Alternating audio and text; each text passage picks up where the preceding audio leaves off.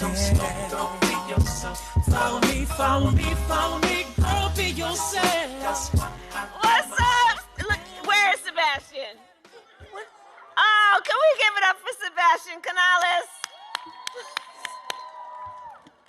Sebastian, you are amazing. You know, let me just say in front of everybody, this is all of our leaders and our young leaders. This is what it is about. When I look at them, I know our future as a country is bright. Can we please give it up for all of our young leaders and everyone? It is so great to be in the Tri-C and to be with everyone here. I want to thank Marcia Fudge. Where is Marcia? There you are. Marcia Fudge, listen, let me just tell you, I've been in the United States Senate now about almost 4 years. Marcia Fudge is a force. Marcia Fudge is a force.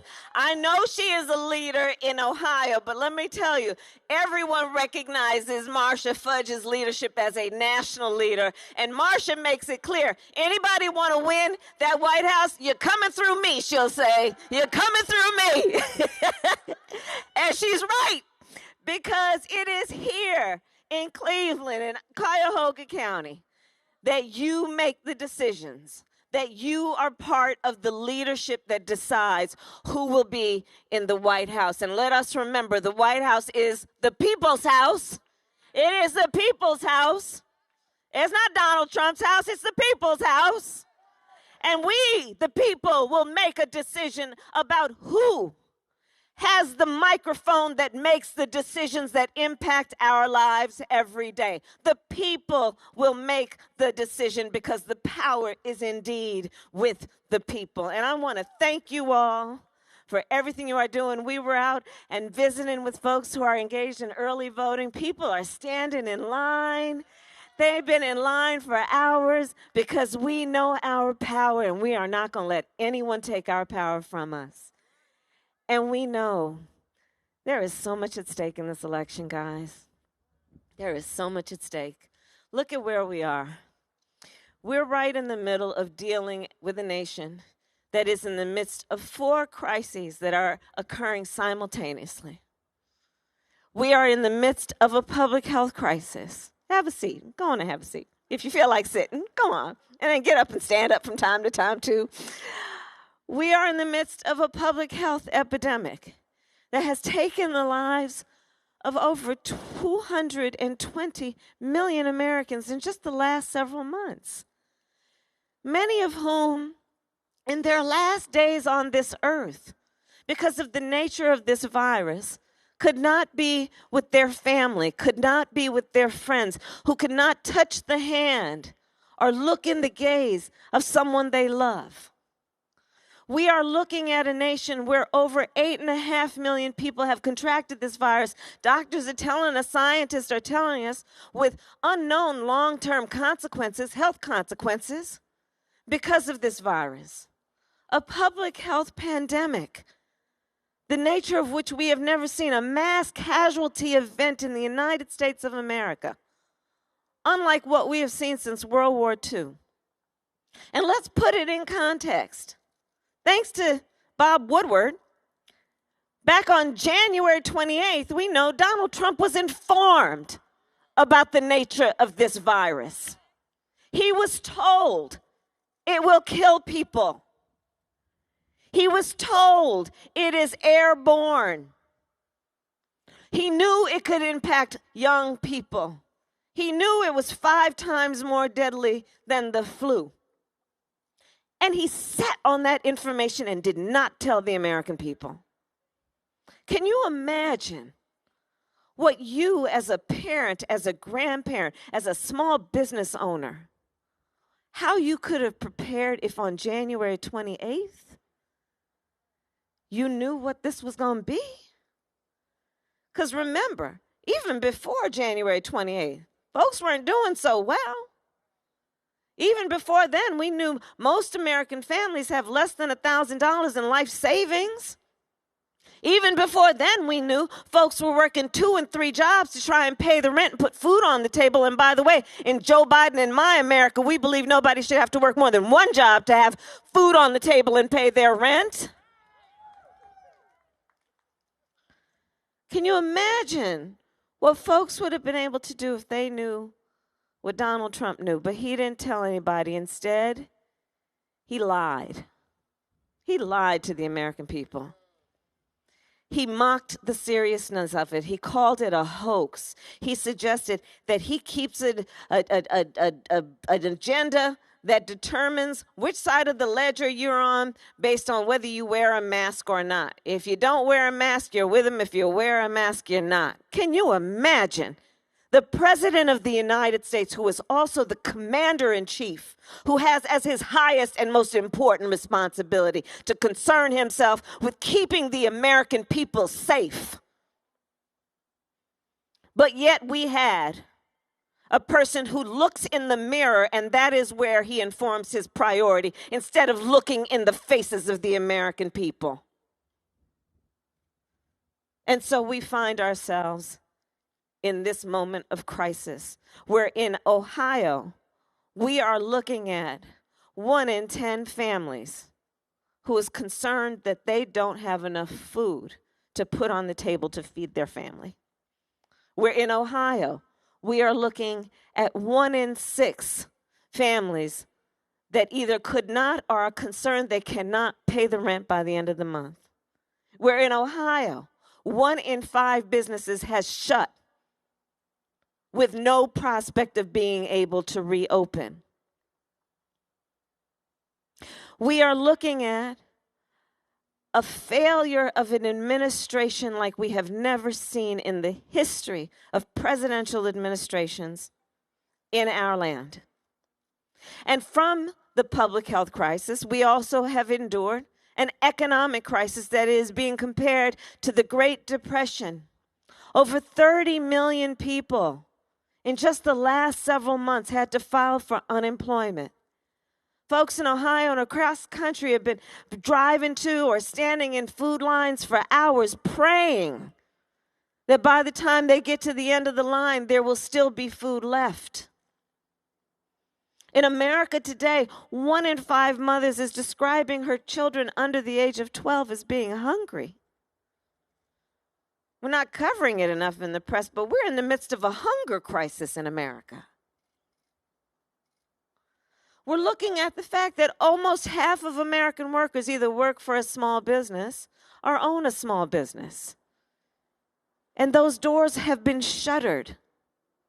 But we have a Donald Trump who walks around and says, oh, we're turning the corner on this. He just said that this week. The nerve for him to think the American people aren't smart enough to see what's going on in their own families and neighborhoods, much less in what's going on in the country. And you know, on the economy, as on every other issue, there are 2 clear choices in this election. On the one hand, you have Joe Biden, who says, the way I measure the economy, if you want me to tell you how the economy is doing, then tell me how are working people doing in America. That's how Joe Biden measures the economy. How are working families doing in America? Which is why in a Biden-Harris administration, 1, taxes will not be raised on anyone making less than $400,000 a year, but it doesn't stop there. There will be middle-class tax cuts, but in addition, we know that folks need support, that working families should not and therefore will not in a Biden-Harris administration pay more than 7% of their income in child care. We know that one of the greatest ways that any American family achieves economic health and intergenerational wealth is through home ownership. So we will have, for every first-time home buyer, a $15,000 tax credit to help you with down payment and closing costs to be able to buy a home. We know for our college students, so many of our students cannot graduate because they can't afford tuition, which has nothing to do with their God-given capacity to be national and international leaders. So Joe Biden and I say and commit, if you come from a family that makes less than $125,000 a year, you go to a 4-year state college for free or an HBCU, public or private, for free. And when you graduate, if you go on to take a job that is about public service, community service, the kind of jobs that pay less than $125,000, we will erase your debt. Because we understand that's how you build up the economy. So you have Joe Biden on the one hand, and then you have Donald Trump. And when you ask him, how's the economy doing, you know what he says? Oh, the economy is great. The economy is great, he says. And then you ask him, well, how so are you measuring this so-called greatness of this economy of yours? And he talks about the stock market. Because you see, Donald Trump measures how well the economy is doing based on how rich people are doing.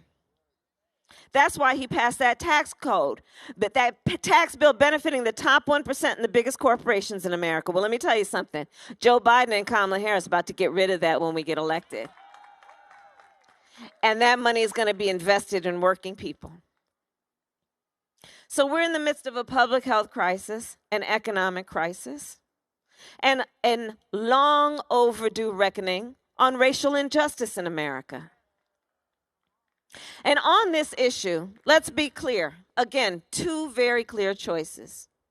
On the one hand, you have Joe Biden, who has the courage and the commitment and the knowledge of America's history to speak the term Black Lives Matter.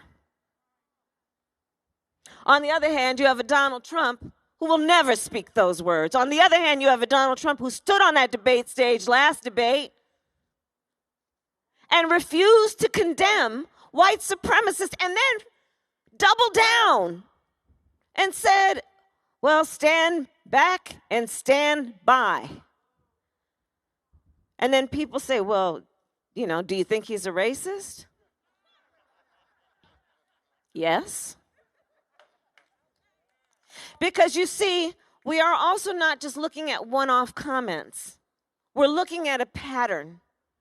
This is the same dude who challenged the legitimacy of the first black president of the United States. This is the same individual who, when in Charlottesville, there were Americans peacefully protesting racial injustice, including a young woman who was killed,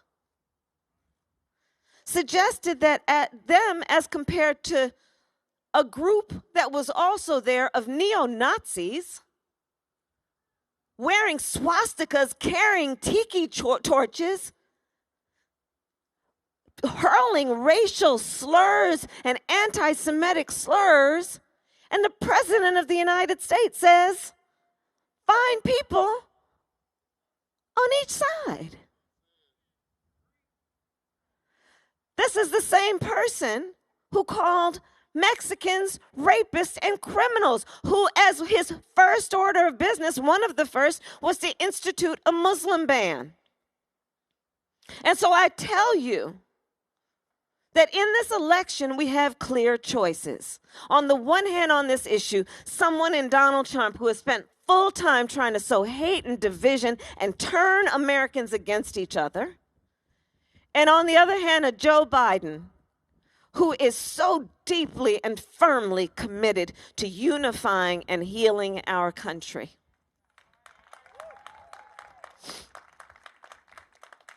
There are clear choices. Another crisis we are facing is a climate crisis. Y'all know I come from California. Well, I was born in Oakland, California, a little ways from here. The western part of our country, from California to Oregon to Washington, has been burning. Wildfires, displacing homes and families. Actually, there are firefighters that have perished fighting those fires. On the Gulf Coast, all those states, we've seen storms that are battering those communities, demolishing neighborhoods. In the Midwest, we have seen farmers that have lost whole seasons of crops because of the floods. And there is a clear choice on this issue. On the one hand, you have Joe Biden, who says, I see the crisis at hand. I understand the responsibility of leaders today to save and protect tomorrow. I understand the need to embrace science and invest in renewable energies and building back up America's infrastructure. In a way, we do that, and it will also be about creating millions of jobs. I see that there is no such thing as a false choice on this. You can care about the environment and build up the economy and create millions of jobs. That's what we have with Joe Biden. And on the other hand, we have Donald Trump, who, when asked about the wildfires in California, so he was asked, and the reporter said something like, you know, science is telling us, scientists and science is telling us that these extreme changes in the climate are contributing to these wildfires, possibly causing them. You know what the President of the United States responded? Science doesn't know. It's a grown man. Science doesn't know. And if it weren't so funny, we might understand that we deserve better. We deserve so much better. The people of our country deserve so much better. And we can have better. And the election that is going to allow us to make that choice will end in 10 days. And I purposely said end because it has started. And as an aside, I will tell you, since I serve on the Senate Judiciary Committee, that is another point that Joe Biden and I have been making when it comes to this illegitimate process of trying to fill the seat of Ruth Bader Ginsburg by putting somebody on the court while the American people, by the tens of millions, have been voting. We're not talking about an election year or election season. We're literally talking about we're in the midst of an election. And yes, this election will be over in 10 days. And so before us is a choice. And we have a choice. And it is a clear choice. It is a choice about, as Joe Biden says, fighting for the soul of our nation. It is a choice about protecting our democracy, as battered as it has been in these last 4 years, but understanding that America's democracy will always be as strong as the American people's willingness to fight for our democracy. And we are clearly prepared to fight. And to fight for our ideals.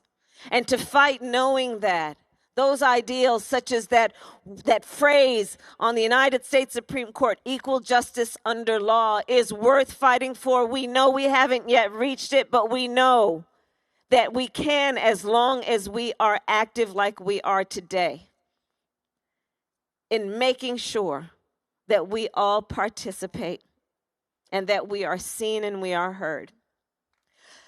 So a couple of points then. You know, I've been this week, let's see, I was in Florida, in North Carolina. I've been all over the country, frankly. And in Georgia, I was in Georgia yesterday.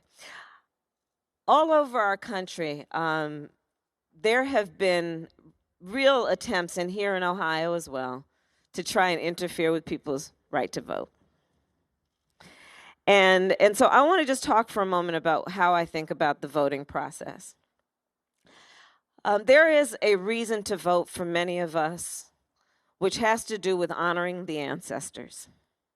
It has to do with honoring a great friend of Marcia Fudge and mine, John Lewis, and all of those who shed their blood on the Edmund Pettus Bridge. Understanding that that fight was necessary to ensure that Black folks in America would be able to exercise their right to vote. It is honoring the ancestors. This year, we celebrated the 100th anniversary of the 19th Amendment. and honored all those women, those suffragettes who fought for our right to vote, while we also remembered that black women couldn't vote until 1965.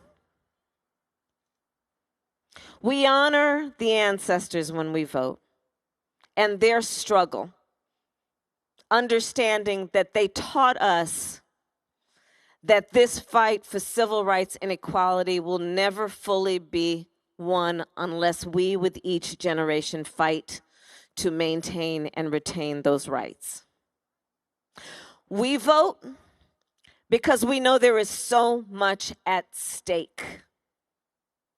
That is, yes, about the future of healthcare, especially when we're in the midst of a pandemic and Donald Trump, together with his boy Bill Barr, are in the United States Supreme Court trying to sue to get rid of Obamacare because he has this weird obsession with trying to get rid of everything that Barack Obama and Joe Biden created.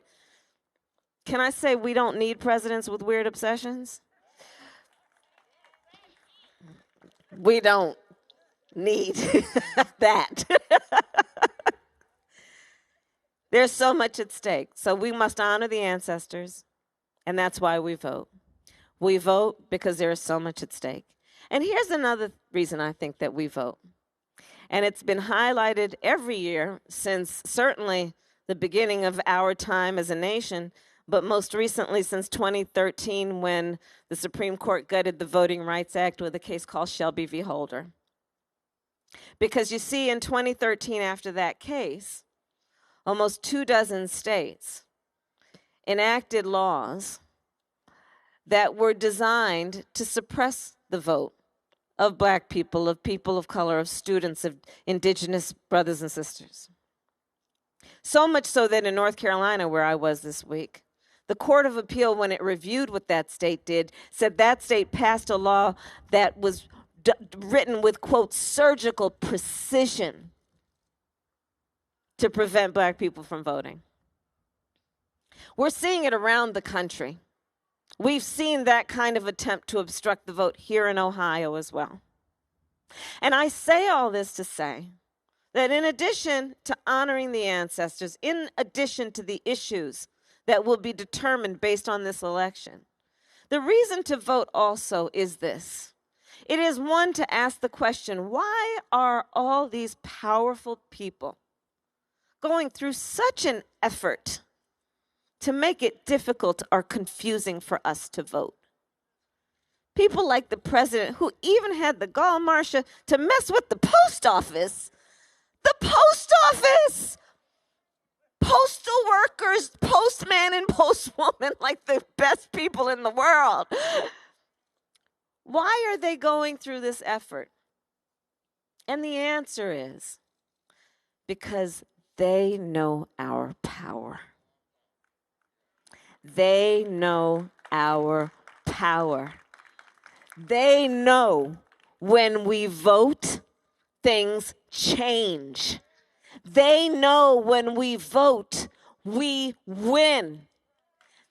And so let us not let anyone take our power. Let us not let anyone convince us that we are not in the game and we cannot make a difference in this election and every day. Let us know nobody gives us our power. We take our power. We were born with our power. We will use our power. And around election time, that means we will vote. And we will encourage everybody we know to vote. And we will remind them about what is at stake. And we will remind them about the ancestors. And we will remind them, especially in this moment where there's been so much that causes us to feel isolated and alone. We will remind our friends and our neighbors and our coworkers that they are not alone. We are all in this together. We're going to stand in those lines. We're going to do whatever it takes as a community to get this done. And so this is my final point then. This moment will pass. This moment will pass. And years from now, our children, our grandchildren, others, They will look in our eyes, each one of us, and they're going to ask us, where were you at that moment? And what I know about who we are right now, hanging out at Tri-C, I know that what we will tell them is so much more than just how we felt.